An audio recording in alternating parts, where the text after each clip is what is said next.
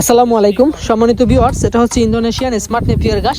এই ঘাসের কাটিংগুলো আমরা সারা বাংলাদেশেই ডেলিভারি দিয়ে থাকি। আপনারা যারা গরু ছাগল পালন করেন, বিশেষ করে ছাগল পালন করেন, ছাগল অন্যান্য ঘাস খেতে চায় না, গরু লম্বা ঘাস খায়, যেমন জারা ওয়ান, তাইওয়ান হাইব্রিড এসব ঘাস খায়, কিন্তু ছাগল খুব কম খেতে চায়।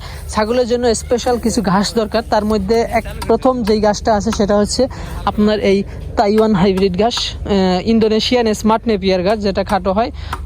ইন্দোনেশিয়ান স্মার্ট নেপিয়ার ঘাস, এই ঘাসটা আপনার খাটো হয় কিন্তু অনেক বেশি জোপালো হয়ে থাকে। যারা খামার শুরু করবেন অথবা শুরু করে দিয়েছেন, ঘাসের সমস্যায় ভুগতেছেন, অবশ্যই কিছু না কিছু ঘাস চাষ করবেন। বিশেষ করে জারা one, Taiwan hybrid, Guatemala hybrid সবগুলা ঘাসেরই কাটিং অথবা চারা আমাদের কাছে আছে অ্যাভেলেবেল। আর যাদের জমিতে পানি থাকে, জার্মান হোয়াইট হাইব্রিড এবং অজানা হাইব্রিড, এই দুইটা ঘাস চাষ করতে পারেন।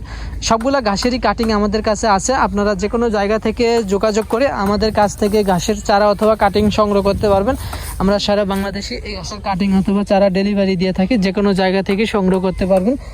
আর ইন্দোনেশিয়ান স্মার্ট নেপিয়ার যেটা কাটিং কাটতেছি এখন, এই গাছটা অবশ্যই উঁচা জমিতে চাষ করবেন।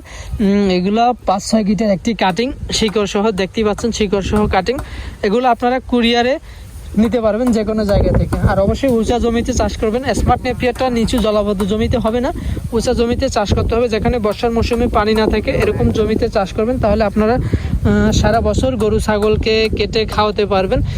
আর এই যে সাইজটা দেখছেন, এগুলো আমরা চারা করে থাকি। এখান থেকে আমরা কিছু অংশ চারা বড় হয়েছিল, সেগুলো তুলে ফেলেছি। আর পর্যায়ক্রমে এই চারাগুলো আমরা তুলে ডেলিভারি দিব কিছুদিন পরে। এরকম চারাই আমরা ডেলিভারি দিয়ে থাকি। আর এই পাশে যে ঘাসগুলো আছে, এগুলো হচ্ছে কাটিংয়ের জন্য, এগুলো আমরা কাটিং ডেলিভারি দিয়ে থাকি। এই যে এগুলো দেখছেন, এগুলো পরিপক্ক মানের কাটিং হচ্ছে। আর এই পাশটাতে আমরা এগুলো চারা হিসেবে রেডি করছি।